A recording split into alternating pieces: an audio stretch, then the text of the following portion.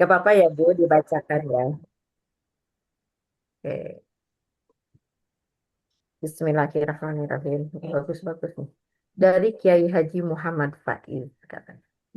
Untuk menjadi baik itu tidak boleh menjelekkan orang lain. Untuk menapak ketinggian kita tidak harus merendahkan orang lain. Jangan pernah menghakimi atau menghukumi seseorang hanya dari apa yang terlihat oleh mata dan terdengar oleh telinga, tanpa pernah kita tahu apa alasan orang tersebut melakukan hal yang mungkin tak bisa kita terima. Niat tak usah punya niat membuktikan sesuatu pada manusia. Kecil dihina, besar dicurigai. Salah dicaci, bahkan benar sekalipun kamu masih bisa digibahi. Satu hal yang harus kamu ingat, jadilah orang baik, tapi jangan membuang waktumu untuk membuktikannya. Ke- Kemanusiaan sejati baru lahir ketika kita berhenti menilai dari rupa dan mulai melihat dengan hati. Rencana atau belajar. Mari kita lihat apa yang Allah telah rencanakan untuk kita. Karena belajar seumur hidup bukan untuk menjadi tahu segalanya, melainkan untuk memahami betapa sedikit sesungguhnya yang ia tahu. Merasa seperti itu nggak Bu Ibu? Semakin kita belajar, ternyata selama ini kita tuh merasa banyak yang nggak tahunya ya. Iya, betul. Hmm. Kalau dulu kan ketika belajar belum meluruskan niat, karena ketika semakin kita belajar, kita malah semakin sok tahu. Itu beda loh Bu. Mangga. Kayak gitu. Nah itu dari siapa sih Bu? Dari Socrates, filsuf Yunani ya. Nah, terus Gus Bahar pernah bilang, orang soleh bisa salah, orang salah bisa soleh. Terus yang salah di antara keduanya siapa? Yang salah itu adalah orang yang merasa soleh tapi tidak pernah merasa salah. Tugas manusia hanya sebatas berjuang, bukan memaksakan hasil. Karena kita punya kendala, tapi ingat, Allah punya kendali. Yakinlah jika Allah sudah ikut andil, maka tak ada kata mustahil.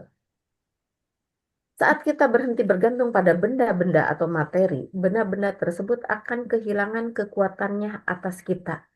Dan saat itulah benda-benda tersebut mulai mengalir ke dalam hidup kita dengan mudah. Masih ingat ya tentang kekuatan energi.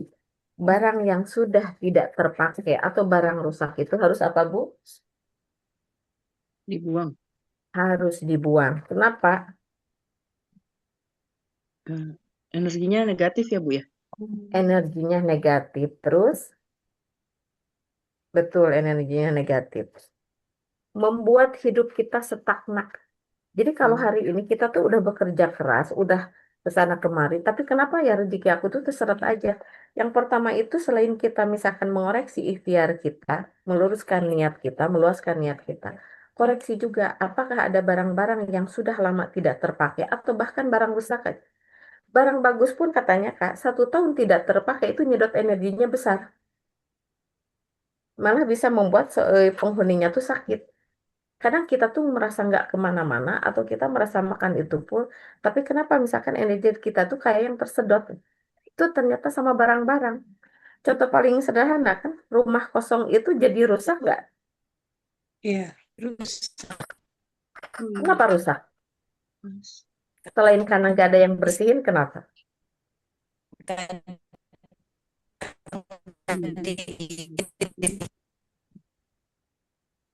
Kayaknya timbul tenggelam ya suaranya. Oh, berarti harus Ya, nggak apa-apa kalau tenda boleh di off kamera kalau memang memang suaranya jadi tersendat, nggak apa-apa di off kameranya ya. ya, Biar Bun. suaranya bisa Ya. ini jelas. Hmm. Kenapa tuh rumah kosong cepat rusak? Karena tidak diisi dan kalau tidak diisi kan tidak dibersihin, tidak Betul, tidak terkontrol. tidak terkontrol. Betul, itu yang terindranya itu betul. Terus kenapa rumah kosong cepat rusak selain itu? Selain karena nggak ada yang bersihin. Padahal kan nggak ada yang ngotorin kalau rumah kosong gitu kan ibarat. Ternyata rumah kosong cepat rusak itu karena tidak ada energi benda hidup yang diserap sama benda itu. Makanya kan suka anyep kan? Beda nggak rumah kosong? Iya, Beda. iya beda. Beda. Ya, gitu. Jadi misalkan barang yang sudah tidak terpakai itu menguras energi. Jadi barang-barang yang banyak dan tidak terpakai, dia adalah energi, Bu. Nah, benda mati itu butuh menyerap benda hidup. Menyerap benda hidup supaya apa? Supaya awet. Jadi contoh rumah kosong itu kenapa cepat rusak? Karena tidak ada energi benda hidup yang diserap gitu. Berarti ketika ada barang rusak dan sama kita nggak dikeluarkan, nyedot energi kita nggak. Gitu. Rumah bagus aja Hmm. kan nyedot, apalagi energi yang rusak gitu loh Bu. Nah, makanya kita mulai hati-hati ya Bu. Benda itu adalah energi. Jadi rumah itu ada kaitannya dengan energi kita.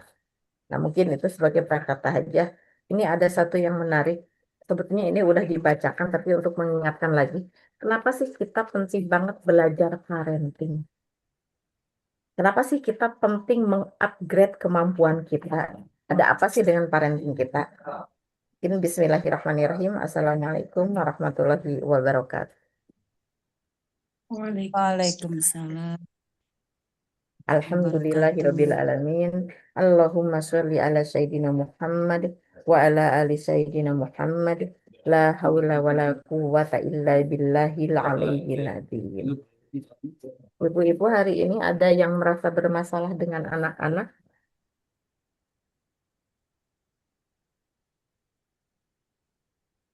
atau merasa anak-anak kita tuh nggak sesuai?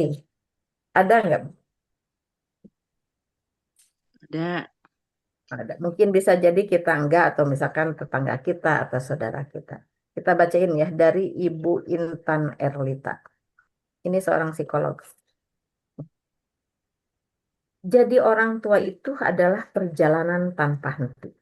Ada banyak hal yang perlu kita pahami, termasuk menyadari bahwa perilaku anak-anak kita sehari-hari itu mencerminkan cara kita membimbing mereka. Anak adalah cerminan orang tua dalam bersikap. Anak adalah lahir dari cara kita, apakah kita menciptakan monster atau kita menciptakan sesuatu anak yang menjadi apa Bu? Anak itu kan kalau nggak sebagai ujian, sebagai hiasan gitu. Anakmu itu adalah hasil dari pola asuhmu. Maka nikmatilah ketika anakmu tidak merasa dekat dengan kamu. Terima, karena itu adalah kesalahan kamu. Jadi kamulah yang membuat jarak sama anak ini. Karena harusnya anak itu adalah nyaman dengan kamu, terutama ibu ya Bu. Kalau anak nggak mau ngomong sama kita, yang salah itu kita, katanya Bu, bukan anak kita. Berarti kita yang memberikan jarak. Hari ini aja anak-anak kita tidak semangat, jangan nyali suami kita atau bapaknya. Karena semangat anak itu ada di ibu. Jadi kalau anak-anak kita hari ini nggak bersemangat, pertanyakan hari ini kita semangat atau enggak. Itu bukan di babak katanya Kak, tapi di ibu. Jadi semangat anak itu adalah dari ibu. Jadi beda. Terus masalahnya kita banyak memilih anak kita. Oh gini, kalau anak sampai nggak mau ngomong sama kita atau membuat jarak sama kita, di sini kita sebagai orang tua penting untuk bertobat. Kenapa? Karena ternyata kita yang memilih anak kita itu sebagai ujian. Karena posisi anak di Al-Quran itu kalau nggak salah ada di 8 kedudukan. Ada sebagai hiasan dunia gitu ya Kak. Ada sebagai rezeki, ada yang sebagai ujian. Dan kebanyakan dari kita justru memilih anak kita itu adalah sebagai ujian. Jadi kita yang memilih, Bu. Beda kalau untuk para nabi. Karena itu untuk example. Gitu ya Kak ya.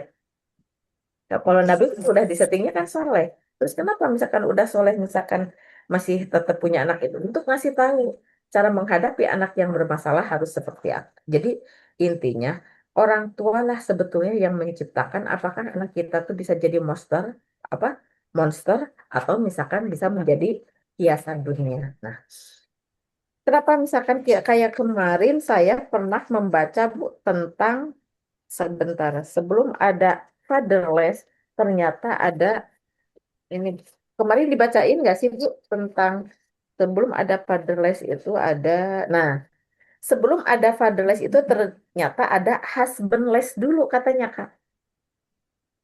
Kenapa kita dibahas tentang fatherless? Karena Indonesia itu urutan ketiga bahwa kita itu fatherless. Ketidakhadiran bapak di jiwa anak-anak kita. Dan kita urutan ketiga. Nah, ternyata sebelum fatherless itu adalah ada husbandless. Artinya apa, Bu? Ketidakhadiran suami gitu loh. Nah, jadi gini, sebelum fatherless ternyata ada husbandless dulu. Karena sebelum husbandless ada kelaki-lakian yang nggak matang. Dari laki-laki yang nggak laki-laki ini akan menghasilkan seorang suami yang tidak bertanggung jawab. Ngaraos kan Kak? Ya, banyak kan Kak ya? Kayak gitu. Nah, terus suami yang tidak bertanggung jawab akan menghasilkan seorang bapak yang tidak bertanggung jawab. Jadi sebelum fatherless itu ada husbandless dulu. Kebanyakan dari kita kan seolah-olah pendidikan anak itu ada di ibu ya. Jadi nggak hadir gitu kedudukan seorang suami. Nah, berarti ini penting banget karena kita pun nanti yang akan mencetak apakah nanti next anak kita jadi fatherless atau jadi husbandless.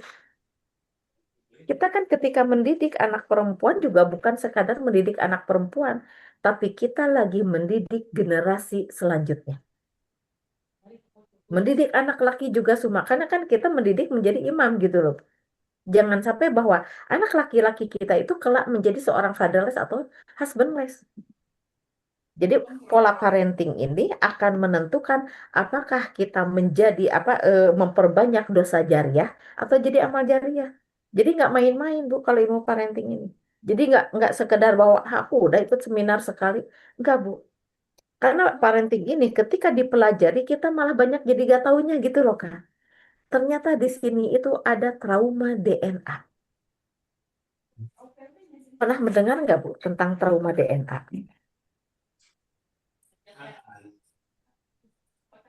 Ada yang pernah mendengar? Belum.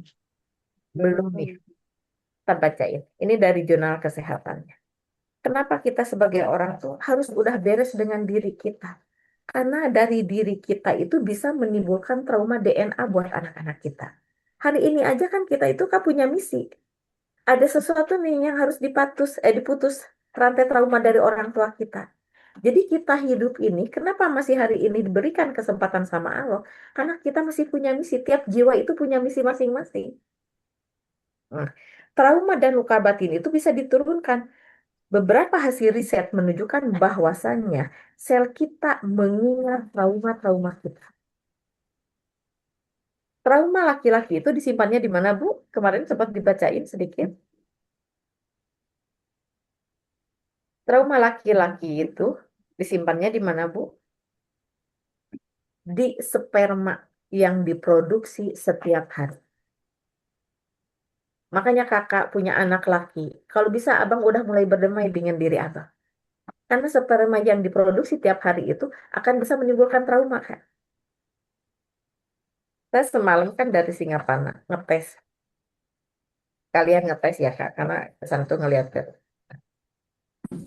Dia berpacaran sama seseorang yang membuat pasangannya itu Kak keblinger.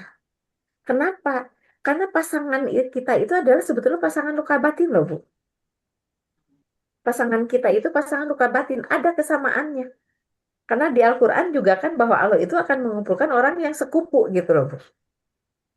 Sama luka batinnya hanya beda versi. Nah, contoh kemarin aja yang baru berpasangan, Bu itu.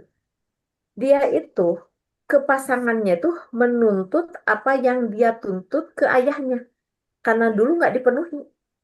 Kebayang nggak, Kak? Alhamdulillah. Sampai sekarang tuh dia nggak berani untuk menikah. Karena apa? Karena dia itu merasa bahwa kok aku dituntut sama pasanganku, yang aku sendiri tuh nggak melakukan itu tuh. Ternyata ketika udah diselisir, si perempuan ini banyak berharap terhadap bapaknya yang nggak dipenuhi. Fatherless. Anak ini tuh fatherless. Akhirnya dia menuntut ke pasangannya untuk dipenuhi apa yang dulu dia nggak dia tuntut. Artinya di sini terjadi trauma DNA. Pernah mendengar siapa tuh Kak? Aktor laga tuh yang dari Cina tuh yang terkenal tuh apa sih? Yang kungfu tuh Jet Li. Jackie Chan. Oh, Jackie Chan. Ya, Jackie Chan. Tahu kan anaknya Bu? Dua-duanya nggak beres kan? Nggak Yang tahu. pertama narkoboy. Ini kita untuk sebagai contoh Ibu bahwa trauma DNA itu nyata real gitu Bu. Kita mah ngadongeng aja. Nah, kenapa? Terus yang kedua itu anak perempuannya itu adalah lesbi. Kebayang nggak Bu? Kesuksesan orang tua secara materi itu nggak menjamin kesuksesan ilmu parentingnya kan. Diteliti ternyata bahwa Jackie Chan juga dulu itu luka pengabaian Kak. Orang tuanya tuh kerja di Singapura dan dia di usia 7 tahun sudah dititipkan di lembaga sekolah kayak silat gitu-gitu loh Kak. Dia dititipin 10 tahun. Orang tuanya di Singapura. Udah ada luka pengabaian nggak Kak? Ya. Ya. Jadi ketika dia punya anak, dia nggak ngerti jadi orang tua itu harus seperti apa Kak. Karena nggak pernah tersambung di neuron otaknya. Itu loh Kak. Dan orang tuanya juga kenapa mengabaikan? Diselisih karena memang orang tuanya juga Kak diabaikan sama keluarganya. Bayang nggak Kak? Iya, Jadi dendam tuh. bukan dia nggak mau jadi bapak yang baik. Dia nggak punya program di otak harus gimana. Karena apa yang kita lakukan itu berdasarkan neuron yang sudah tersambung dulu. Dia 7 tahun digembleng dengan segala kekerasannya Kak. Jadi kayak semacam, kalau kita mah kayak sirkus nih Kak. Dipertontonkan tuh keahlian silat dan segala macamnya tuh gitu loh Kak, dengan kekerasan, dan itu sampai usia 17 tahun. Nah, usia 17 tahun dia ngikutin ke orang tuanya ke Singapura apa ke Australia, tapi karena nggak dekat Kak, nggak betah, lagi-lagi dia pindah lagi ke Cina, ke Hong Kong lagi gitu si Jackie Chan ini. Nah, karena dia sering ditempa dan segala macam, akhirnya dia ikut ke pergaulan yang tanda kutip gitu loh, Kak. Jadi apa yang dulu dia benci dari orang tuanya, dia lakukan ke anaknya. Kebayang nggak, Kak? Dia tuh nggak suka loh, Kak, diabaikan. Tapi ketika dia sudah sudah punya anak, sudah punya pasangan, dia mengabaikan, Kak. Dia tinggalkan, kan. Kalau nggak salah istrinya tuh malah nggak di Hong Kong sama anaknya. Tapi dia suplainya pakai apa? Pakai materi. Persis seperti dulu ibu bapaknya memperlakukan dia. Dia tuh sebetulnya nggak mau, nggak terima. Dulu sebagai anak itu dia pingin dekat dengan anak. Udah tahu dia nggak mau, tapi ketika dia punya anak, dia malah melakukan. Nah itu Kak, kekuatan alam bawah sadar ini kan alam bawah sadar. Berarti kan kita nggak sadar melakukannya. Masih ingat berapa kekuatannya? 88 sampai 90%. Akhirnya apa? Anaknya kan narkoba. Terus dia kaca lagi kan, berhubungan lagi dengan perempuan, punya anak perempuan, fatherless lagi. Anak perempuan ketika fatherless, dia akan kecenderungan jadi lesbi. Dan benar kan jadi lesbi. Malah jadi homeless kan? Homeless di Amerika atau di mana kan? Ini berarti bahwa memang trauma DNA ini benar-benar diturunkan. Pertanyaannya, adakah kita hari ini nyaman dengan diri kita? Udah mulai nyaman nggak Bu dengan diri kita? Hobi ibu-ibu. Teh Vera gimana? Teh Weni gimana? Udah mulai nyaman nggak dengan diri kita? Apakah masih ada emosi-emosi yang kadang kita tuh kenapa ya pasangan aku salah sedikit tapi aku marahnya banyak? Atau sesudah marahin anak kita akhirnya timbul menyesal. Pernah nggak di fase itu? Sering. Sering. Nah, Seberapa sering? Ketika kita terpancing sama kelakuan anak kita atau pasangan kita, kita mudah meledak. Seberapa sering? sering sekali. Sering sekali. Itu menandakan apa sih? Ketika kita terpancing sama hal-hal kecil dan kita marahnya besar, itu Allah lagi ngasih tahu betapa masih banyak luka batin dan emosi negatif gitu buat kita. Karena anak dan pasangan ini adalah Allah hadirkan untuk men-trigger mirror kita, cermin kita nih. Trauma dan luka batin itu bisa diturunkan. Beberapa hasil riset menunjukkan bahwasannya sel kita mengingat trauma-trauma kita. Trauma laki-laki disimpan di sperma, trauma perempuan disimpan di sel telur yang dimatangkannya tuh kalau perempuan itu per setiap mens, Kak. Itu trauma. Makanya kalau kita kayak sekarang udah kayak yang apa udah nggak menstruasi, nggak menurunkan trauma gitu. Nah, kalau misalkan kita masih yang ada bukan produksi, maksudnya tuh yang ada program punya anak ini hati-hati, harus udah beres dengan dirinya, Bu. Karena trauma dari ibu itu disimpan di sel telur, trauma laki-laki itu adalah di sperma. Jadi kita tuh Kak punya PR terhadap anak laki-laki kita. Jangan-jangan mereka nanti akan menularkan trauma DNA. Kapan sih trauma itu diturunkan? Kalau di perempuan itu pas di sel telurnya, pas disimpan atau pas dibuahi. Nah ini terbentuk. Makanya kenapa saya bilang trauma atau inner child itu terbentuk ketika kita dalam kandungan. Itu terbentuk trauma. Makanya ada seseorang yang merasa, aku nggak merasa digalakin sama orang tua aku. Tapi kenapa ya aku merasa ada sesuatu yang nggak nyaman dengan diri aku. Itu yang curhat ke Ibu Ernita loh, Kak, ke psikolog. Nah, ketika diselisih, karena memang kodarullah orang tuanya masih ada, ternyata orang tuanya dulu punya trauma. Dan mungkin ketika trauma itu lagi muncul, sel telurnya itu dibuahi gitu loh, Kak. Jadi kita itu bukan ujuk-ujuk, kita terbentuk sekarang itu kita membawa trauma dari dulu dalam sejak kandungan. Nah, kapan saat trauma itu diturunkan? Pas perempuan itu dibuahi. Nah, terus lelaki juga demikian. Ada yang ia simpan di sperma itu. Terus bagaimana misalkan cara DNA bisa membaca sel-sel ini menjadi trauma? Justru ketika dalam pembentukan anak. Kadang kan Sika suka merasa kayak gini. Anak ini memang dari lahir juga udah keras. Udah kelihatan kerasnya. Pernah nggak Bu kayak gitu? Hmm. Enggak, saya yang pernah. Nggak pernah. Hmm. Atau melihat misalkan kita saudara atau ponakan. Ini mah udah kelihatan sih dari kecil juga anak ini tuh keras. Pernah nggak melihat atau seseorang aja gitu. Emang udah kelihatan sih dia mah dari kecilnya juga kayak gitu gitu. Pernah dengar Pernah dengar ya? itu itu mamanya Balkis. Kenapa? Mamanya Balkis yang ngomong. Gimana? Ainun ya. Jadi ini mah udah kelihatan sih dari kecil juga keras gitu ya. Iya, dia suka ngomong sama saya begitu. Ya, nah itu kan kita tanpa sadar loh Kak. Jadi kan anak ini kan ibaratnya belum dibentuk lama, tapi kenapa udah kelihatan keras? Ternyata dari trauma DNA orang tuanya. Anak yang dulu sering dikerasin dan dia nggak melawan, itu punya trauma kekerasan Kak. Dan itu diturunkan. Makanya kan, atau pernah juga kita melihat satu keluarga, ada anaknya tuh yang nggak mirip dengan dia, dengan orang tuanya. Ada misalkan seorang anak itu yang nggak mirip dengan orang tuanya, ada nggak? Nggak mirip ibu bapaknya, pernah nggak? Dari apanya ya?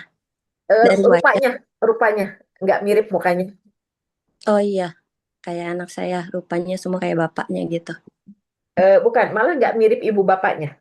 Pernah nggak yang nggak mirip mukanya sama ibu bapaknya? Pernah nggak melihat? Pernah ya. Pernah ya? Nah, Iya. sebetulnya betul dia nggak mirip dengan ibu bapaknya, tapi dia bisa meniru yang buyutnya yang 3 atau 7 generasi ke atas gitu loh. Oh, Pun iya. sama dengan karakter, karakter juga kan dari trauma DNA itu akan terbentuk karakter kan. Ada orang misalnya ibu bapaknya nggak bisa mijit, kenapa anaknya bisa mijit Kak?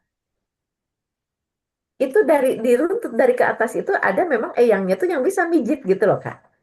Nah, kalau misalkan kelebihan juga bisa diturunkan, berarti kan ada trauma juga yang bisa diturunkan gitu loh Bu. Gitu. Jadi misalkan kayak gini, ibu bapaknya tuh soleh loh, tapi kenapa anaknya mainin perempuan? Ada nggak kayak gitu? Iya. Itu ternyata benar, dulu juga itu sebetulnya ada loh kakeknya juga main perempuan. Pernah juga kan mendengar kayak gitu? Nah, fungsi kita hari ini masih hidup, kita memutus rantai yang buruk-buruk dari orang tua kita dulu. Dengan cara apa? Sangat simpel. Dengan cara memaafkan parenting orang tua kita, sama aja dengan kita memutus rantai karma. Bahasanya sebetulnya bukan karma ya, Kak. Trauma kalau Dokter Aisyah Dahlan. Jadi penting bangetnya kita memaafkan orang tua kita karena ada 3 sampai 7 generasi ke atas itu termaafkan. Ini kayak yang kayak yang bener nggak sih gitu kan kayak gitu. Tapi itu dokter Raisa Dahlan kata itu kata para ahli Bu. Makanya orang ketika kita misalkan mau ngaji tawasul untuk orang tua kayak gitu ya kayak Ya. kita kirim-kirim doa. Ya. Padahal kirim doa yang paling bagus adalah satu memaafkan kesalahan mereka. Itu doa loh. Itu sending love loh. Hmm. Jadi kita itu mendoakan yang baik-baik orang tua bagus sangat bagus. Tapi lebih bagus ketika kita memutus rantai trauma-traumanya. Itu berhenti loh Kak katanya dosa mereka itu. Karena sama kita udah termaafkan. Makanya mau nggak kita jadi pahlawan? Apalagi seorang istri. Ketika seorang istri memaafkan orang tuanya, ada 3 sampai 7 generasi ke atas termaafkan. Ketika seorang perempuan atau seorang ibu sehat, ada 3 sampai 7 generasi ke yang akan datang ikut sehat. Kebayang nggak? Ibu yang sehat hari ini itu sama aja dengan menyehatkan 7 generasi ke yang akan datang. Itu dokter Aisyah Dahlan yang bilang. Makanya ibu-ibu itu harus semangat untuk memperbaiki diri. Kenapa? Karena vibrasi di rumah itu ditentukan bukan sama suami kita. Tapi vibrasi yang tinggi itu ternyata keluar dari perempuan. Karena perempuan itu apa Bu? Lebih ke logika atau perasaan? Perasaan. Lebih ke perasaan. Perasaan itu bukan adanya di hati Bu. Selama ini kan kita mah kebalik ya Kak. Ternyata perasaan itu kekuatannya itu adalah di jantung Bu. Bukan di hati. Tapi di jantung. Dan berapa kekuatan jantung? 5.000 kali lipat. Lebih besar frekuensinya. Artinya coba, kalau di rumah seorang ibu bad mood, ikut bad mood nggak seluruh rumah? Hmm. Anak beda nggak Bu? Ketika ibunya marah-marah. Beda. Beda. Karena ibu ini jauh lebih kuat Bu dengan bapak. Karena semangat anak itu ada di ibu. Ketika ibu-ibunya down, anaknya juga ikut down. Makanya penting banget seorang perempuan itu berholakoh. Karena vibrasinya ini akan mempengaruhi seluruh rumah, Bu. Karena dengan suami itu selaras. Nah, makanya ada kalimat kayak gini. Ketika kita marahin anak, dengan anak dimarahin sama bapaknya, beda nggak reaksi anak? Ya, beda. Lebih merasa sakit sama ibu atau sama bapaknya sih? Sama bapaknya. Sama bapaknya. Ada yang tahu nggak alasannya kenapa? Kita buktikan kalau misalkan bahwa kekuatan jantung di perempuan itu sama laki-laki juga 5.000, tapi vibrasinya yang membedakan. Karena anak itu satu gelombang elektromagnetik dengan kita ya Bu, satu provider. Kalau XL sama dengan XL gitu loh Bu. Kalau kita kan dengan suami beda frekuensinya. Tapi kita menyelaraskan. Tapi kalau dengan anak kita satu provider elektromagnetik. Artinya apa? Ada magnetnya. Ketika ibunya merasakan bahagia, anak bahagia 3 kali. Makanya penting banget mood ibu itu harus selalu dijaga bagus. Karena akan mempengaruhi ke mood anak-anak kita. Kalau kepingin anak kita bahagia, cukup bahagiakan diri kita, Kak.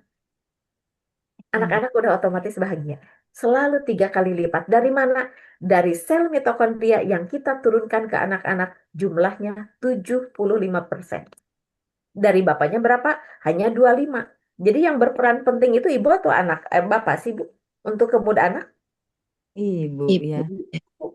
Jadi jangan nyalahin suami.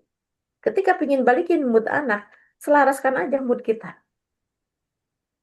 Karena itu nyetrumnya selalu 3 kali. Nah, untuk para ayah, jangan sekali-kali kasar terhadap anak. Biar ibu aja yang marah dan menegur. Nah, kenapa sih ada tulisan kayak gini? Karena anak punya cara yang berbeda dalam memaafkan ibunya atau ayahnya. Dan ini bukan asumsi, ini adalah ada ilmiahnya. Anak biasanya menghabiskan banyak waktu itu adalah dengan ibunya di hari pertama dia hidup. Udah jelas ya Kak, di kandungan juga kan anak itu paling lama kan dengan ibunya. Dibawa kemana-mana. Nah, dari rahim, dari menyusui, dan dari setiap momen kecil sehari-hari. Kita kan multitasking ya Kak. Pas kakinya nggak ada, kita cariin. Bapak-bapak kan pusing kalau disuruh nyari. Beda gitu. Nah, kedekatan fisik dan emosional ini membentuk rasa aman yang sangat dalam. Sampai sampai ketika ibu marah, anak masih merasakan kehangatan di balik kemarahannya itu. Jadi anak mah ya suka beda ya anak. Kalau ke ibu mah tetap minta lagi uang gitu kan. Tapi ke bapak dibentak sekali dia langsung jaga jarak kan. Karena itu ya Bu, ketika kita melahirkan anak-anak kita lahir dari rahim kita melalui kita, ternyata sel tubuh anak kita itu ada yang dia tinggalkan Bu di tubuh ibunya, ada yang dia simpan di jantung, di organ inti kita. Jadi selain kita menularkan sel mitokondria ke anak-anak kita 75%, anak-anak kita juga ketika dia keluar dari rahim kita itu ada yang dia tinggalkan juga di hati kita. Makanya suka ada kalimat doa ibu menyertaimu. Ada nggak Bu? Hmm. Karena seorang ibu itu nggak bisa dipisahkan dengan anaknya, Bu. Karena itu tadi selalu terikat dari sel mitokondria dan ternyata dari sel tubuh anak kita juga ada yang disimpan di jantung, di hati kita, di organ-organ inti kita. Insya Allah kita nanti akan bahas tentang keamazingan dari melahirkan. Itu luar biasa, Kak. Dokter Aisyah Dahlan. Keren banget ya. Jadi kayak kita tuh lebih ke, Kak, kalau ke tubuh itu bermuhasabah juga sama dengan ke alam. Keajaiban. Kalau kita itu bilangnya muhasabah atau apa sih, Kak? Ya, muhasabah. Oh, muhasabah ya. Kalau ke alam, taklim ya. Jadi kebalik ya, Kak ya. Oh, kalau ke diri bermuhasabah gitu ya, Kak. Eh, Tadabur kalau ya sama sih terhadap ke diri. Kalau dari ayat-ayat Al-Quran itu Mhm. tadabur. Muhasabah diri dari Hmm. ayat-ayat Al-Quran. Tapi kalau dari fenomena alam ke diri kita itu taklim. Biasanya disebutnya tafakur, sorry. Tafakur. Oh, menafakuri. Oh iya, benar-benar. Wah, terus kenapa sih kalau dari ayah itu dinamikanya berbeda? Waktu bersama ayah itu lebih sedikit, membuat anak melihat sosok ayah itu sebagai figur yang jauh, lebih besar dan kadang lebih menakutkan. Sehingga ketika ayah marah dengan keras, yang tertanam bukan cuma rasa bersalah, tapi rasa takut yang membekas jauh lebih lama. Berarti harus hati-hati banget ya dari ayah. Anak yang sering dimarahi keras oleh ayahnya cenderung membangun jarak emosional tanpa disadari. Bukan karena dia nggak sayang, tapi karena ada bagian dalam dirinya belajar bahwa mendekat ke ayah itu adalah berisiko. Dan otak anak secara natural akan menghindari apa yang terasa resiko. Inilah yang bikin banyak hubungan ayah dan anak itu terasa jauh lebih apa? Inilah yang bikin banyak hubungan ayah dan anak terasa jauh saat anaknya dewasa. Bukan karena ayahnya nggak peduli, tapi karena cara mendisiplinkannya dulu meninggalkan jejak yang nggak hilang begitu saja. Meski ayah sudah lama berubah. Ini berlaku loh, Kak. Buat Ade Lutfan. Ayahnya kan sekarang berubah, Kak. Tapi Ade tetap jaga jarak loh, Kak. Dia tuh nggak bisa berlama-lama dengan ayahnya. Itu tertanam loh. Jadi ada udah berulang kali, mah bukan ini karena kasihan ayah udah tahu ayah tuh berubah. Tapi kalau aku jaga jarak tuh bukan apa-apa. Aku juga bingung kenapa aku menjaga jarak kayak gitu loh Kak. Beranya dia tuh tahu ayahnya udah berubah gitu loh. Karena dulu gak nyaman. Makanya hati-hati. Memegahnya dari bapak itu luar biasa nih kalau terhadap anak. Ini bukan berarti ayah nggak boleh menegur anaknya. Disiplin tetap penting, tapi perlu ditegakkan juga cara menentukan apakah anak akan tumbuh merasa diarahkan dengan kasih atau tumbuh merasa diawasi dengan rasa takut. Jadi yang membedakan itu bukan kita nggak boleh negurnya, cara negurnya. Kebayang nggak Kak, intuiting itu sensitif sama kata-kata. Apalagi intuiting extrovert itu bukan risikonya Kak. SI kan risiko Kak yang dibilangin. Jadi timbul rasa takut. Akhirnya patuh anak itu dua ya Bu. Patuh karena cinta atau patuh karena takut. Kalau patuh karena takut, next ketika dia ada kekuatan dia akan melawan. Karena sejatinya kebahagiaan tertinggi itu berasal dari rumah Bu. Kalau faktor luar itu hanya faktor tambahan. Misalkan seperti ini. Ibu pernah nggak di sini yang anaknya dibully atau dapat perundungan di luar? Nggak ada. Gak ada, Masya Allah. Kalau saya tuh Bu Anak dua-duanya didik, loh anak Kak. didik. Ada. Karena kalau aku tuh Kak, anak dua tuh dua-duanya juga itu Kak. Apa tuh? Ada dapat perundungan loh Kak, pembulian di sekolah. Dulu aku menyalahkan temennya Bu. Ternyata Kak, ketika semakin dipelajari, yang di luar itu, kenapa dia timbul tidak rasa percaya diri? Karena fatherless, Kak.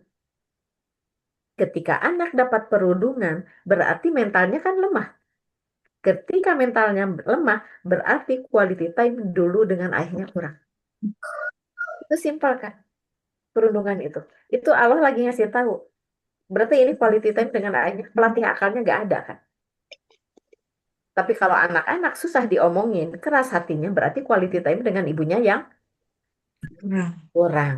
Misalkan anak-anak kok diobrolin itu nggak masuk-masuk, itu berarti quality time dengan ibunya kurang. Nah, pikiran itu seperti mesin pencari. Apa yang terus kamu cari, itu yang akan paling sering kamu temukan dalam hidup. Ini hati-hati ya, Bu. Contoh misalkan kayak gini. Saya ngeliatin apa ya, Kak? Kakak, misalkan kayak gini. Ada di satu foto ini, misalkan di foto Kakak Pani, nih kayak di belakang background Kakak Pani nih, kan ada hitam, ada putih ya, ada birunya. Misalkan kita lihat 1 menit 3 detik, lihat warna biru di background Kakak Pani, misalkan kayak gitu. Anggaplah dihapusin Kak di belakang Kakak tuh. Nah, terus saya ditanya lagi, kan tadi disuruhnya tuh melihat benda warna biru misalkan kayak gitu kan, melihat warna biru. Pertanyaan keduanya saya bilang, tulisan apa yang berwarna hitam? Tadi kan disuruh fokus sama saya 3 detik itu dilihat yang berwarna biru kan? Nah, tapi saya menanyakan, tulisan apa yang berwarna hitam? Kebanyakan orang nggak akan bisa jawab. Ya, karena fokusnya ke yang biru. Bisa kepahami nggak yang lain? Kakak udah bisa paham. Bisa kepahami nggak ibu-ibu? Misalkan saya menyuruh ibu, coba ibu fokus ke background yang di profil Kakak Pani. Cukup 3 detik, fokus, ingat apa yang berwarna biru. Ibaratnya kan kayak gitu. Udah kan, dilihat tuh 3 detik. Nah, pertanyaannya dibalik. Tadi kan disuruhnya fokus ke yang berwarna biru. Tulisan apa yang berwarna hitam? Orang ngeh nggak sama tulisan hitamnya, malah fokus dengan apa yang saya suruh. Lihat ke tulisan yang hitamnya ke bawah. Kakak bisa jabarin nggak Kakak Fani? Gimana? Ketika kita menyuruh disuruh melihat, fokus lihat ke background Kakak Fani yang berwarna biru. Dan sama saya ditutup udah 3 detik, ibu-ibu fokus tuh Nggak bisa. lihat yang berwarna biru. Ketika saya udah ditutup background Kakak Fani, pertanyaannya malah dibalik. Tulisan apa yang berwarna hitam? Kebanyakan orang pasti kan nggak jawab karena disuruh fokus ke yang biru Biru. gitu loh, Bu. Iya. Kebanyakan ya, Bu. Karena kan ada Iya. orang juga Kak yang apa tuh? Yang indranya 7 tuh insting, itu Kak dia bisa langsung semua dia tangkap gitu loh Kak. Hmm. Banyakan orang itu malah fokus ke yang disuruh lihat kan. Perintahkan. Iya. Misalkan misalkan ada satu gambar, lihat benda yang berwarna kuning, misalkan kan kayak gitu. 3 detik, udah kan ditutup tuh sama si pemateri itu. Terus sebutkan benda yang berwarna merah. Kecenderungan orang akan banyak bisa jawab atau enggak, Kak? Enggak. Ya.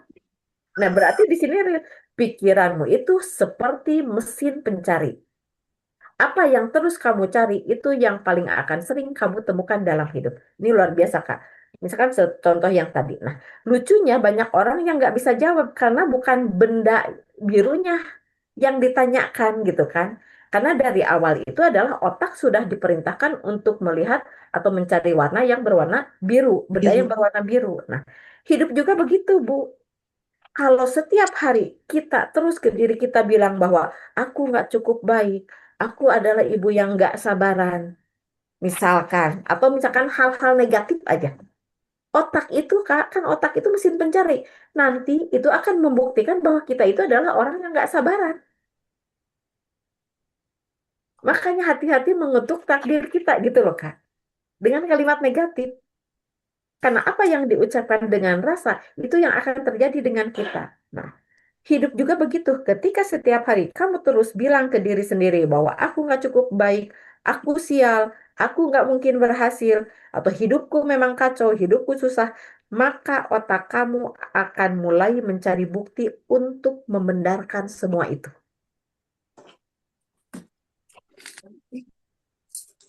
Misalkan, dia nggak fokus dengan kegagalanmu, tapi fokus pada penolakanmu. Fokus pada semua hal buruk yang terjadi.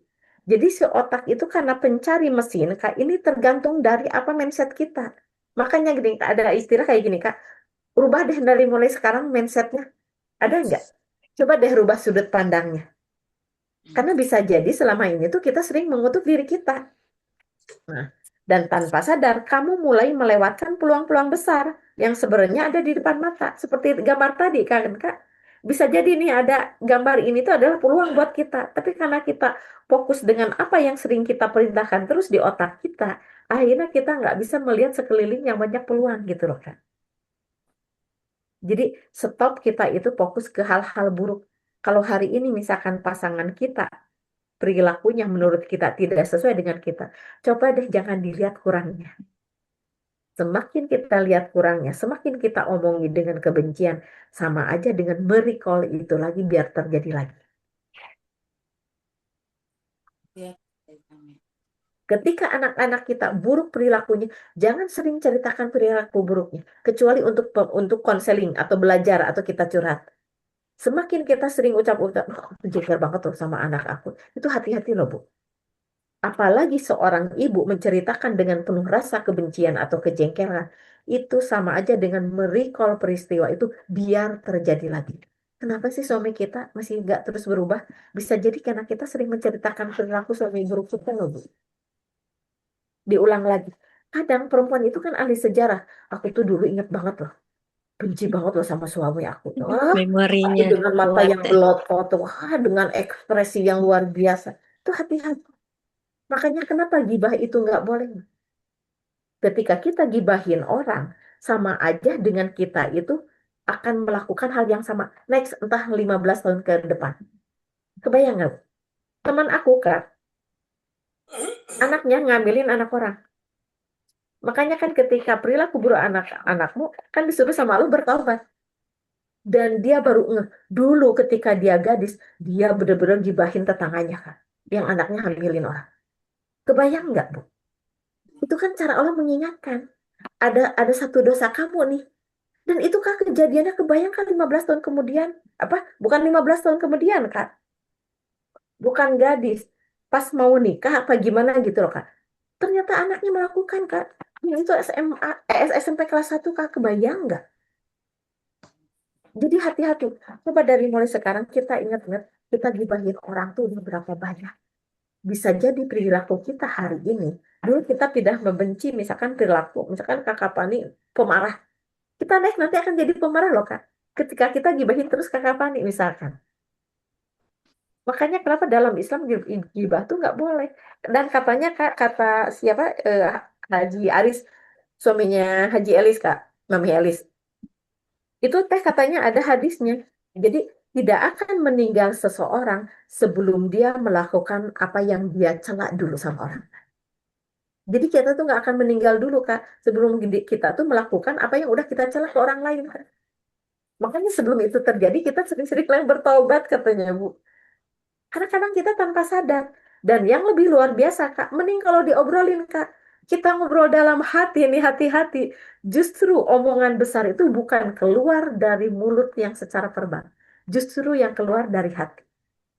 Pernah nggak sih kita ngomongin orang dalam hati? Ini orang gini-gini amat sih. Pernah nggak? Itu yang bahaya loh, Bu. Itu pasti ada.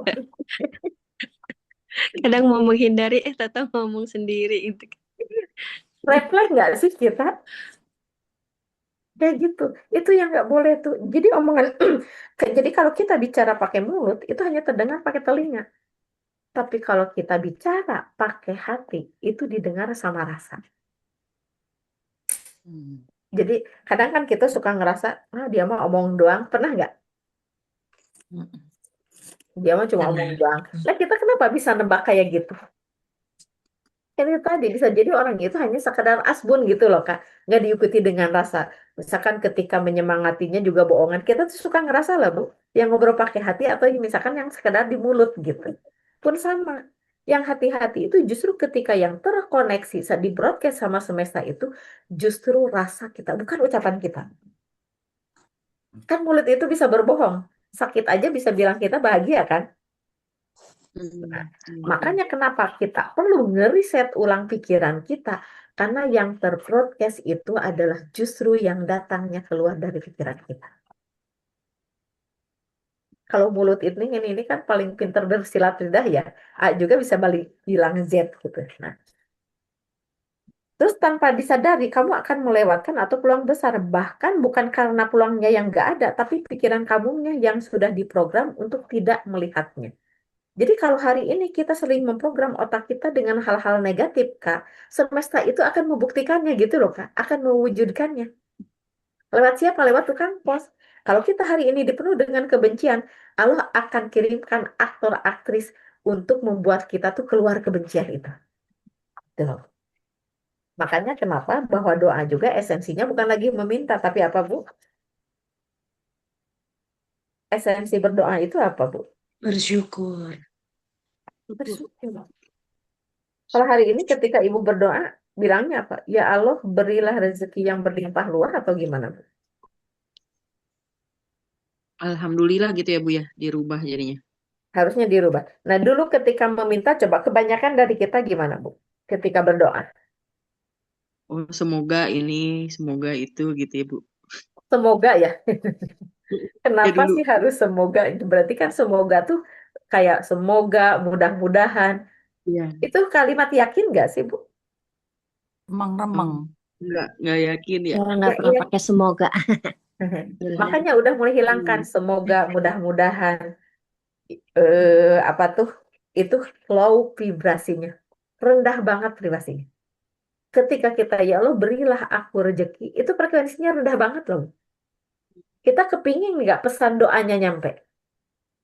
Iya. Pingin. Kepingin. Yang harus diperhatikan itu bukan isi doanya, Bu. Tapi vibrasi kitanya, frekuensinya. Kenapa misalkan hari ini kita bisa Zoom? Karena sinyalnya tinggi kan? Frekuensinya masuk. Aku nggak masuk-masuk, kakaknya sinyalnya lemot. Pernah nggak kayak gitu? Iya. Nah, selama ini doa kita justru low vibrasi dengan semoga ya Allah anak aku, mudah-mudahan anak aku lulus. Itu rendah banget loh, Bu, frekuensinya. Mungkin bisa jadi ketika harapan di bawah itu berapa? Hanya 50 Hz. Sementara kalau kita dengan mengucapkan Alhamdulillah ya Rabb, engkau berikan kesempatan anak hamba untuk tes. Saya yakin, nih kalimatnya, saya yakin engkau akan mengabulkan doa aku dan anakku. Beda nggak Bu kalimatnya? Beda. Beda ya. Ya Allah kabulkanlah. Ya Allah Yakin kabulkanlah. kau Itu rendah kabulkan. banget nggak sih? Oh, berarti beda beda kalimat ya. Ya, Berarti ya. jadi Gimana Bu? Diulang lagi Bu. Gimana nih, jadinya? ketika kita mau mendoakan anak-anak kita, pingin lulus, Alhamdulillah ya Rabb, engkau selalu berikan. Selalu. Itu kalimat doa yang nggak akan Iya, expired, iya. Kak. Ya Allah berikanlah aku, ya Allah berikanlah kami gitu kan. Heeh. Nah, Hmm. kalau itu mah kan jadi dibalik. Alhamdulillah ya Rob, engkau berikan anak aku kesempatan untuk ikut tes. Saya yakin anak aku lulus sesuai dengan harapanku dan harapanmu. Itu beda. Udah dicatat. Kenapa? Iya, iya, Karena iya. kata Iya. Alhamdulillah ini berapa Bu frekuensinya di tahapan emosi apa tangga emosi Kak ada ya Kak? Mungkin nanti bisa di-share di grup ketika apatis, ketika itu ada nih Kak. Nah, kata alhamdulillah ini menaikkan frekuensi. Berapa frekuensinya? 600 Hz. Kita nanti diulang lagi ya Kak tentang tahapan itu ya Kak frekuensi ya. Kenapa setiap doa itu harus diganti dengan kalimat bersyukur? Karena frekuensinya tinggi. 600 Hz. Apalagi ketika kita berdoanya tuh habis sholat. Dan kita nyimpan tuh di depannya tuh apalagi subuh. Masukin uang hanya 2.000 perak. Terus kita habis sholat. Terus kita angkat tangan. Berapa Bu frekuensinya? 1.000 Hz. Di atas 1.000 Hz. Kenceng banget. Makanya ketika kita habis sedekah. Kalau bisa kita langsung angkat tangan. Karena itu frekuensinya lagi tinggi banget. Dan hilangkan kata semoga, mudah-mudahan, bila mana, itu jangan. Itu kalimat tidak pasti. Dosa besar itu bukan sekadar kita berzina, bukan sekadar bahwa kita apa itu tekad menjudi. Dengan kita tidak yakin sama Allah aja itu kan dosa besar. Hmm. Kita tuh kepingin bahwa ini tuh berhasil, tapi yang kita lontarkan ke semesta itu ketidakyakinan gitu loh. Kan kayak gini. Kalau kita ketemu orang aja ngomongnya juga nggak yakin, kita suka ngerasa nggak sih nggak meyakinkan? Ah, pernah nggak diajak temen, tapi temennya tuh ngobrol itu nggak meyakinkan, kita tertarik nggak? Enggak. Nggak tertarik kan? Tapi beda yang frekuensinya itu menggebu-gebu mengajaknya, euforianya. Kita ikut nggak terbawa, terbroadcast nggak kita juga? Iya. Iya, betul. Kita mah dalam berdoa juga nggak semangat, Bu. Mudah-mudahan ya Allah keterima. Itu beda loh, Bu. Coba dicontohin sedikit, ini udah lebih dari 1 menit. Bedain coba. Ketika kita dengan getaran bersyukur, dengan tadi kata mudah-mudahan, coba. Ada apa yang Ibu rasakan? Dengan kalimat bersyukur, dengan mudah-mudahan. Alhamdulillah ya Rob, Engkau berikan anak aku kesempatan untuk tes. Saya yakin anak saya lulus. Dengan ya Allah, mudah-mudahan anak saya lulus. Kerasa nggak sih, Bu? Kerasa iya. Beda. Dua kalimat yang beda ya, soalnya kalau kayak ya Allah semoga ya Allah berikanlah, jadi kita belum tahu Allah akan bakal kasih kita atau enggak gitu jawabannya Iya. kan. Nah ini nih kakak bagus nih. Ketika kita kata mudah-mudahan itu adalah di fase takut. Lulus enggak, bener enggak? Iya. Aku tuh takut banget tuh anak aku tuh lulus atau enggak. Ini frekuensinya berapa nih? Coba lihat nih di tanggapan ini, di tahapan emosi. Itu di posisi nafsu lawamah itu rendah banget. Paling rendah itu adalah di apatis, sedih dan takut. Jadi ketika apatis, ketika kita tuh udah kayak aplos nih kan Kak, ya udahlah aku mah kayak gimana? Iya aku sedih. Nah, itu tingkatin, jangan dihilangin karena sedih itu udah naik dari apatis itu dari 50 Hz. Itu naik tuh jadi ke 75. Ketika udah sedih, ada rasa takut, jangan dihilangin rasa takut karena udah naik kan dari sedih ke takut. Takut itu berapa? 150 ya Kak. Nah, makanya nih coba lihat, di semangat sama sombong. Sombong itu Kak, setiap orang itu punya sifat sombong, yang nggak boleh itu kan berlebihannya. Ketika sombong, kita langsung alihkan ke semangat. Karena memang ini tahapan emosi ini tuh nggak sampai sampai ke pencerahan ini terlewati, Bu. Pernah nggak kita dulu apatis, Kak? Di sikon yang apatis. Aku pernah kan. Udah deh, udah kayak gini mau udah deh. Pasrah aku mah gitu. Kayak yang seolah-olah pasrah itu adalah kekuatan gitu ya, kayak. Padahal itu kita tuh frekuensinya rendah banget loh, hanya 50 aja. Coba kita nanti di semangat, di menerima. Dan bersyukur ini ada di fase frekuensi damai. 600 Hz. Ini udah di zona ikhlas, Bu. Menerima, damai, semangat, pencerahan. Kita ini udah di zona ikhlas. Jadi kalau hari ini kita berdoanya dengan ketakutan, berarti level emosi kita masih di emosi nafsu lawamah atau nafsu amarah. Bisa kepahami nggak Bu sampai sini? Kenapa esensi berdoa? Dan yang paling sering orang tua abaikan, terutama ibu itu adalah ketika berdoa kan kita sudah mendisiplinkan kata kan, udah siap-siap ketika di atas sajadah ya Bu ya. Selain tadi mulai hilangkan kata semoga. Justru yang harus diingat dari seorang ibu ini, justru ketika mengucapkan yang di luar ritual kita berdoa di atas sajadah. Ucapan ibu itu kan doa ya Bu. Kadang kayak kita tanpa disadari menularkan energi negatif loh buat anak-anak kita. Atau udah ada yang mah terus gitu-gitu terus, Dek. Nih, hati-hati. Kok ada diulang-ulang terus sih? Pernah nggak, Bu, ngobrol kayak gitu? Itu sama aja dengan kita memerintahkan sel tubuh anak kita untuk terus melakukan itu. Jadi mungkin kalau materi nanti Kakak Pani bisa diingatkan lagi, kita mulai ke nol aja. Bagaimana cara mendisiplinkan kata-kata kita tiap hari, terutama yang datang dari seorang ibu terhadap anak-anak kita. Karena setiap ucapan ibu itu adalah doa buat anak-anak kita. Kalau berdoa kita ada mempersiapkan diri lah. Selain tadi ya kita ganti kata semoga itu dengan alhamdulillah. Justru yang sehari-hari ini Kak, yang kadang tidak terkontrol terhadap anak-anak kita. Aku aja kan masih suka kayak gini. Apalagi pas bangunan. Ada kenapa sih dia kesiangan terus sholat subuhnya? Kebayang nggak Bu? Udah teh anak kita kondisi otaknya di posisi teta. Teta itu adalah hipno terdalam. Gelombang teta itu adalah hipno terdalam kita. Ini hati-hati. Ketika kita bangunin anak kita, malah kita mengeluarkan kata-kata negatif, itu sama aja dengan kita menyuruh program alam bawah sadarnya melakukan itu. Terus Pun- Gimana caranya tadi yang sholat subuh itu jadi Nah, kalau itu baiknya ngomongnya Nah, cara ngebangunin anak ketika sholat subuh, gini ya Bu, kita itu kan pingin menghipno anak kita kan, tanpa harus bantuan orang lain. ya betul. Nah, cara proses membangunkan anak itu adalah cara seorang ibu lagi menghipno anaknya. Hmm. Banyak orang yang melewatkan itu Bu, malah diganti dengan kalimat negatif. Terus gimana cara membangunkan? Ketika anak sudah bilang, dek bangun, kan ada tuh ada gerak tuh. Nah, ketika gerak itu udah gelombangnya tuh udah di gelombang teta Bu, gelombang hipno terdalam. Ibu ucapkan hal-hal baik, ada yang gercep, ada soleh, apapun mungkin anak gak akan langsung Bu, tapi kita lagi mendesain ulang otak anak kita. Ada yang rajin, bangun sayang sekarang sholat. Ada soleh, ada gercep, segala macam lah Kak. Yang kepingin kita ucapkan, kita kan kebalik.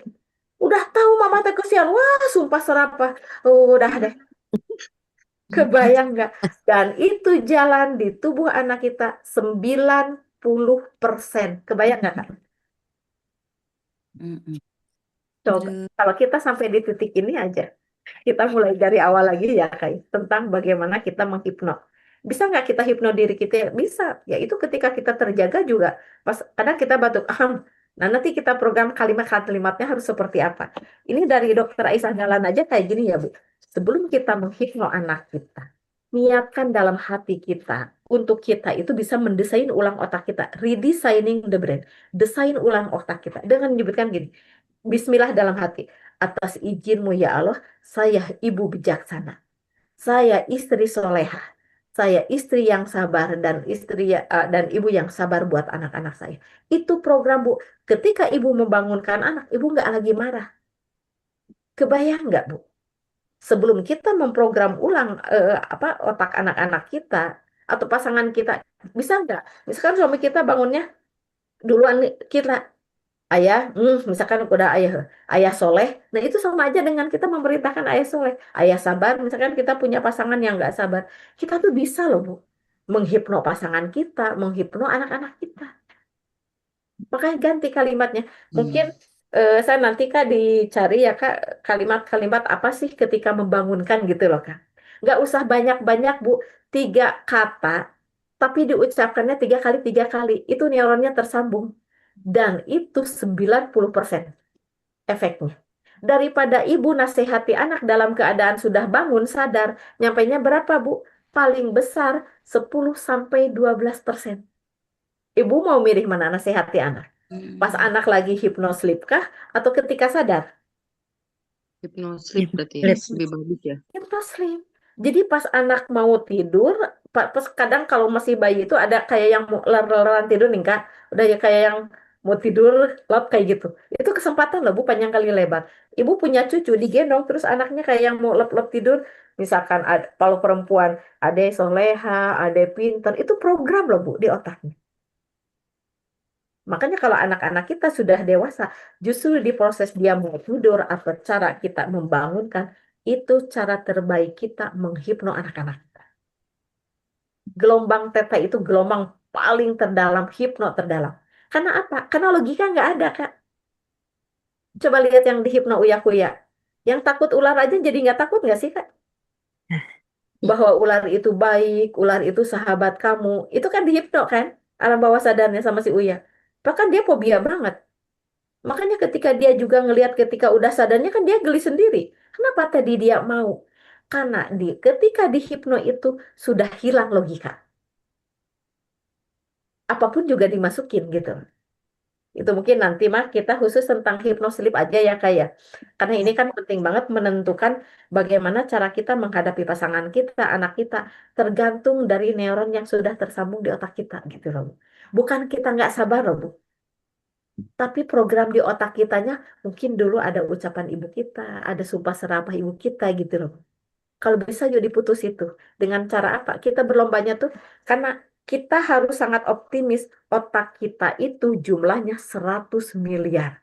Sampai kita usia 100 tahun aja, 100 tahun loh Bu. Neuron yang baru tersambung di otak kita hanya 60%. Menjamin nggak usia kita sampai 100? Enggak. Artinya kita masih punya banyak kesempatan untuk menyambungkan neuron di otak kita gitu loh Kak. Kita bisa banyak memprogram ulang. Makanya kan otak itu jangan sampai berhenti untuk belajar. Karena otak itu nanti akan mengecil dengan sendirinya dan kita nanti malah delay. Ketika kita mempelajari hal-hal baru, berarti sama aja dengan kita memberi tantangan baru Kak buat otak. Dan itu membuat kita itu nggak Alzheimer gitu loh Kak. Terhindar dari penyakit Alzheimer. Mungkin udah lebih 11 menit, Kak. Mohon maaf. Mungkin segitu aja. Insya Allah ada manfaatnya. Apa tuh wabillahi taufiq wal hidayah. Wassalamualaikum warahmatullahi wabarakatuh. Waalaikumsalam Waalaikumsalam warahmatullahi wabarakatuh. warahmatullahi Makasih Mami Yati. wabarakatuh. Oh ya, alhamdulillah ya kita mendapatkan ilmu yang lebih lagi, yang ternyata kita banyak sekali eh, bukan salah ya, cuman kurang tepat gitu ya. Jadi kayak tadi untuk esensi berdoa kita rubah menjadi tingkatan yang lebih frekuensinya lebih bagus lagi gitu ya, frekuensinya lebih tinggi lagi. Jadi bagaimana kita menyusun kata-kata kita, terutama untuk apa namanya meningkatkan anak-anak kita dan sesuai juga dengan eh, dominan otak-otaknya juga ya. Jadi ternyata dari Stephen itu kan ada otak kanan, otak kiri, otak kanan atas, kanan bawah. Nah, ternyata cara menyampaikannya juga kita berkomunikasi ataupun love language-nya itu pun juga berbeda-beda. Nah, jadi insya Allah minggu depan kita akan lanjutkan lagi bagaimana esensi doa kita supaya lebih pas lagi, supaya frekuensinya Powerful. lebih tepat lagi. Nah, ini ada satu cerita ya. Eh, Ustazahnya Bunda itu anaknya sakit. Nah, saat itu sedang tashih nih, dan lagi sedang ujian. Jadi ujian anaknya dibawa kan dari Jakarta ke Ciamis, anaknya sakit. Jadi apa demam gitu. Anaknya dibawa sambil ujian dan kalau umumnya kita bilang gini, ya Allah semoga adik sembuh, semoga adik sehat lagi. Rata-rata seorang ibu bilangnya seperti itu ya. Tapi dia Mm-mm. enggak. Dia nggak bilang. Jadi dia sambil ngusap-ngusapin anaknya, dia bilang apa? Ya Allah, Ade ikhlas ya Allah, Ade terima ya Allah penyakit ini ya Allah. Jadi dia justru bersyukur dulu mendapatkan ini. Jadi sama seperti halnya Nabi Yunus ya. Nabi Yunus ketika dia di dalam perut ikan paus. Dia bukan minta berdoa minta dikeluarkan dari ikan pausnya. Tapi apa? Inna kuntu minaz zalimin. Jadi apa? Dia mengakui bahwa saya telah melakukan kezoliman. Sama Jadi Nabi Ayub jangan ya? Hmm, kalau Nabi Ayub tentang penyakit ya. penyakit ya. Gitu. Cuma kalau Nabi Yunus kan dia minta keluar dari eh, apa namanya ikan paus kan, ditelan ikan paus. Nah, jadi hakikatnya mungkin seperti itu. Jadi ketika kita menyadari kesalahan kita, ketika kita justru bersyukur dengan Allah, nah itu esensinya justru malah lebih kuat ternyata dibandingkan dengan kita meminta, meminta, meminta gitu ya. Hanya meminta saja. Gitu. Ya, terima kasih sekali lagi Mami Yati juga kepada Sama-sama. bunda-bunda semua yang hadir di sini. Insya Allah kita akan bertemu lagi di minggu depan setelah teori tajwid. Mangga ya kalau yang mau masuk dari jam 5 juga untuk mengikuti teori tajwid juga dipersilakan. Baik, kita tutup dengan tasbih kafarah. Subhanakallahumma wa bihamdika. Ashhadu alla ilaha illa anta astaghfiruka wa atubu ilaik. Rabbi firli wali walidayya warhamhuma kama rabbayani shaghira. Rabbi habli minas shalihin. Rabbana atina fid dunya hasanah wa fil akhirati hasanah wa qina adzabannar. Wa sallallahu ala sayyidina Muhammad wa ala alihi wa sahbihi wasallam. Walhamdulillahi rabbil alamin. Mohon Makasih maaf Bunda, ya kalau ada makasih salah-salah Mami kata. Yati. Sami-sami.